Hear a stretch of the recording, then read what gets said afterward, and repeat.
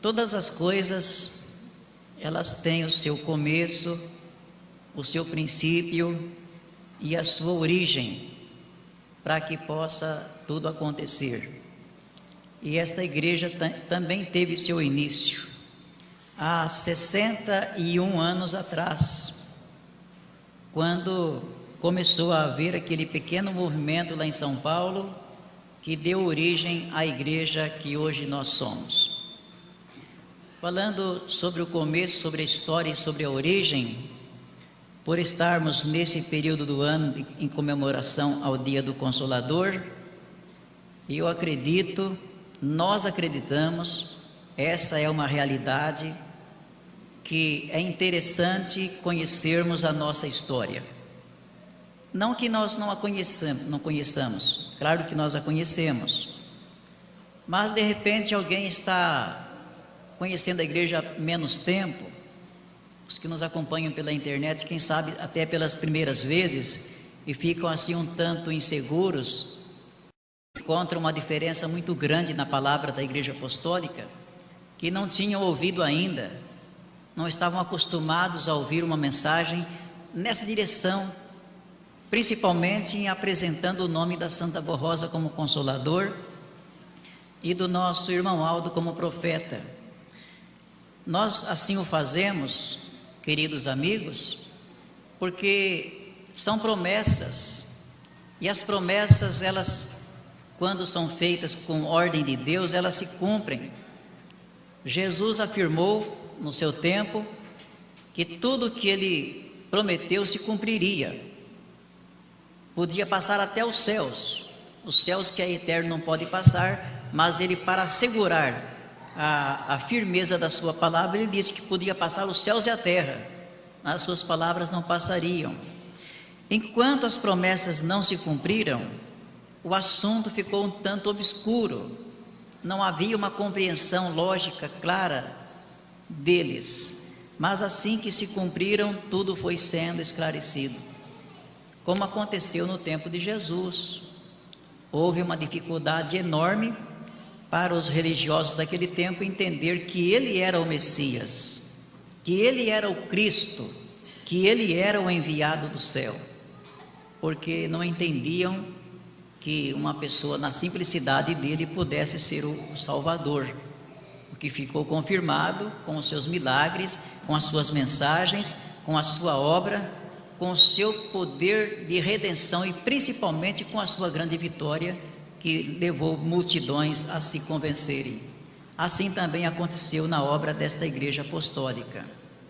A igreja começou lá pelos anos 1954 e teve uma participação brilhante e atuante, usado por Deus e por Jesus para que tudo pudesse ir se encaixando, para que as coisas acontecessem. O ministério do saudoso bispo Eurico Matos Coutinho. Esses irmãos mais jovens, de 30 anos para menos, não o conheceram. A juventude apostólica e a nossa mocidade não é do tempo do saudoso bispo, como eu não sou do tempo da Santa Borrosa. Quando meus pais conheceram a igreja, foi justamente naquele ano que ela foi arrebatada. Temos poucas pessoas na igreja que vivenciaram aquela época, que são testemunhas oculares, que presenciaram as suas obras. Temos inclusive pastores ainda, que nos contam histórias muito lindas a respeito dela.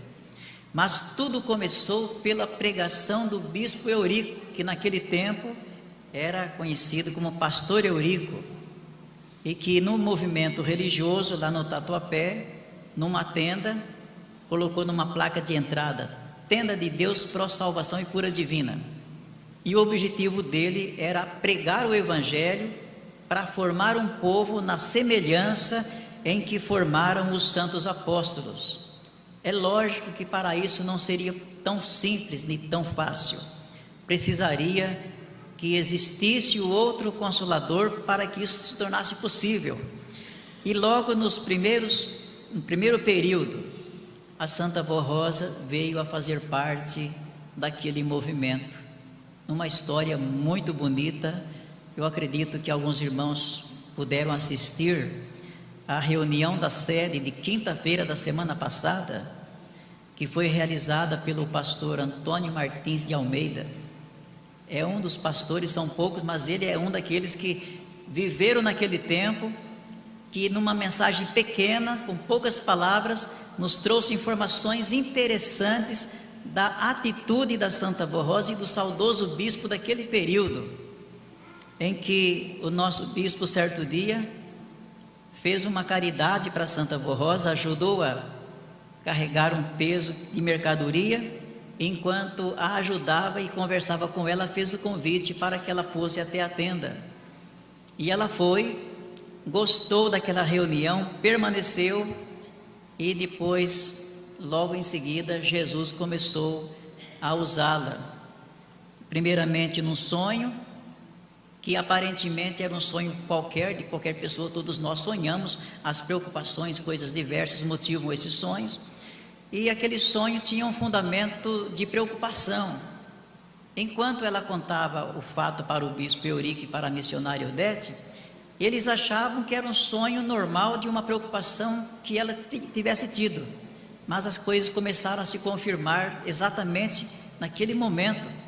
E o bispo então percebeu que não era um sonho comum, era algo que merecia atenção, que precisava da preocupação deles, porque é algo que poderia ser um caminho de aviso, de alerta, até para preservar a própria igreja. E logo depois, Jesus resolveu apresentar-se a ela em revelação, e pediu que toda semana ela, o bispo Eurico e a missionária Odete se reunissem para orar juntos. Enquanto oravam, ele falava por intermédio dela e começou a trazer para a igreja as informações necessárias. Uma das primeiras observações feitas por Jesus era que o bispo Eurico pregasse a fé nos santos, a fé na Virgem Maria, e assim ele foi entendendo, porque apesar de ele ter tido uma formação teológica, do conhecimento material das Escrituras, pelo conhecimento simplesmente cultural, ele não conseguiu ver esses mistérios inseridos nas palavras da Bíblia. Mas pelas revelações de Jesus, ele abriu seus olhos, pôde entender, se convenceu e convenceu a igreja a crer também. E foi um período de 16 anos que essas revelações duraram. Nesse período, Jesus revelou a parte essencial de todo o conceito doutrinário de forma original, porque o Consolador viria para dar seguimento à obra que ele iniciou. E podemos confrontar, queridos amigos e irmãos, esses fatos com as profecias. Se formos ler lá no capítulo 16 e versículo 12 do Evangelho de São João, vamos encontrar as palavras de Jesus dizendo assim: eu tenho muito que vos dizer, mas vós não podeis suportar agora. Se formos ler a carta de São Paulo, capítulo 13 da primeira carta aos Coríntios, no versículo 9, vamos ver São Paulo escrevendo: em parte conhecemos, em parte profetizamos. Quando vier o que for perfeito, o que for em parte será aniquilado. Quer dizer, algo que tinha que se completar. Mas aí vamos para o Apocalipse, capítulo 22, e observamos lá no versículo 18 e 19, já no final do capítulo, Jesus advertindo, alertando e pedindo para o apóstolo registrar que o seu evangelho, a sua doutrina não poderia ser modificada, não poderia ser mudada. Ninguém estaria autorizado a acrescentar mais nada e nem tirar, porque o que ele falou, o que ele ensinou era a base central definida. Então, dentro desse conceito, o Consolador deveria agir, sem inventar nada, sem criar inovação nenhuma, mas revelar o conceito essencial, central do Evangelho, que pelas interpretações, pelas conveniências, deixou de ser observado e de ser entendido ao longo do tempo. Aí voltamos então para o Evangelho de São João, capítulo 16, aliás, capítulo 16 mesmo, e versículo 13, e vemos a função central de como o Consolador iria agir. Quando vier aquele Espírito de verdade, ele vos guiará em toda a verdade, porque não falará de si mesmo, mas dirá tudo o que tiver ouvido, e vos anunciará o que há de vir. Ele não falará de si mesmo. Observem bem o texto, do contexto dessa afirmação. Aquele que fala de si mesmo sempre inventa alguma coisa, sempre interpreta a seu bel prazer, pela sua conveniência. Mas o Consolador não falaria por si mesmo, mas diria o que tivesse ouvido. Foi isso que aconteceu na história desta igreja. A Santa Avó Rosa não falava por si própria, mas pelas revelações de Jesus, tanto quanto durante as orações que eram realizadas semanalmente, quando no período em que ela era arrebatada aos céus para ouvir diretamente do Pai o que deveria ser ensinado à igreja. Então, o Novo Testamento, o Evangelho de Jesus não foi modificado absolutamente em nada, não se acrescentou nada nem se tirou, mas deu a entendimento e a compreensão do seu contexto geral, para que a sua base doutrinária e moral fosse capaz de regenerar, de transformar, de libertar e de santificar um povo para Deus. Nesse período inicial, teve uma grande influência o ministério do bispo Eurico Matos Coutinho, porque como porta-voz da Santa Avó Rosa, quase sempre era ele que anunciava à igreja as revelações que iam sendo dadas. E eu fiz questão de lembrar do nome dele nessa reunião por um motivo peculiar, porque ainda estamos dentro do mês de outubro. Hoje é dia 28 de outubro, e ele, como bispo da igreja, encerrou o seu ministério na terra no dia 4 de outubro de 1984, há 31 anos atrás. Portanto, o mês de outubro para a história da igreja tem uma importância muito grande. Ainda em referência a datas, para terminarmos a nossa palavra nessa noite, 26 de outubro, segunda-feira, foi o dia em que a Santa Avó Rosa foi levada aos céus.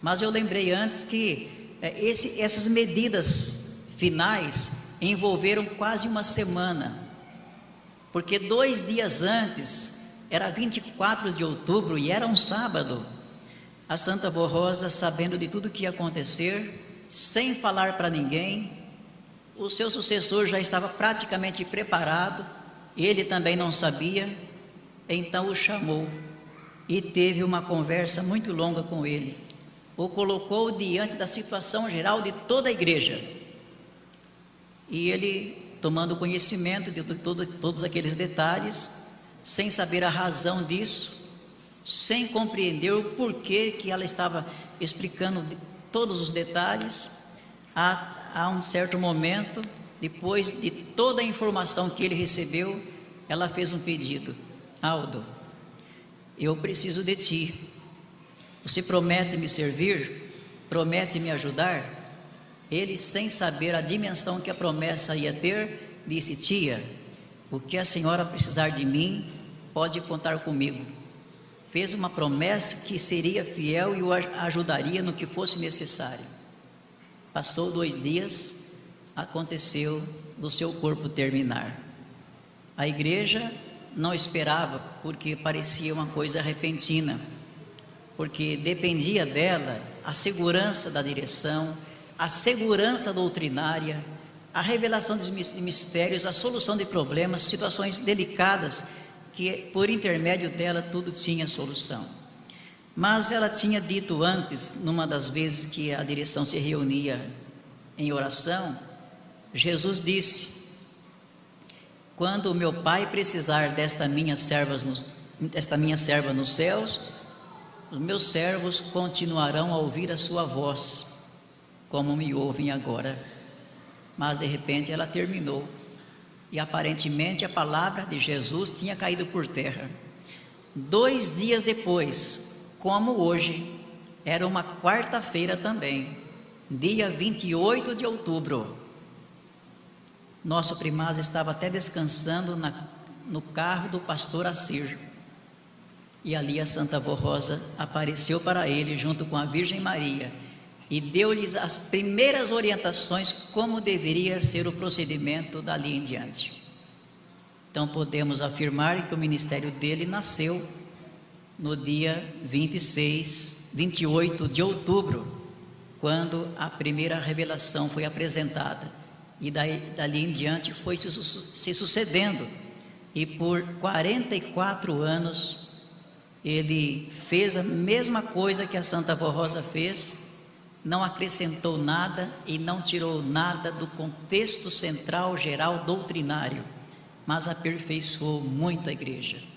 A igreja teve um progresso muito grande, tanto no sentido espiritual, em todas as áreas, cresceu, se expandiu, espalhou pelo país, tornou-se conhecida e respeitada em muitos lugares, e passou a formar um povo que luta cada dia pela sua unidade, para ser cada vez mais humilde, mais unido, mais fraterno, mais cristão, um povo entusiasmado, corajoso, seguro e firme, como falamos na parte inicial da igreja. Apesar dos problemas que existem no mundo, estamos olhando para frente com muita fé, com muito otimismo, acreditando na nossa vitória particular, na vitória coletiva da igreja e acreditando nas possibilidades de termos um mundo melhor. Falar em mundo melhor parece tão difícil, mas se as pessoas ouvirem a voz do clamor da misericórdia divina, poderão ser felizes e abençoados, sim. Então a missão desta igreja é essa, queridos irmãos. A missão da Santa Avó Rosa como Consolador cumpre as promessas de nosso Senhor Jesus. Tudo isto é para a glória do nosso soberano Deus, do nosso amado Jesus, do Espírito Santo, da Virgem Maria e de todo o reino dos céus.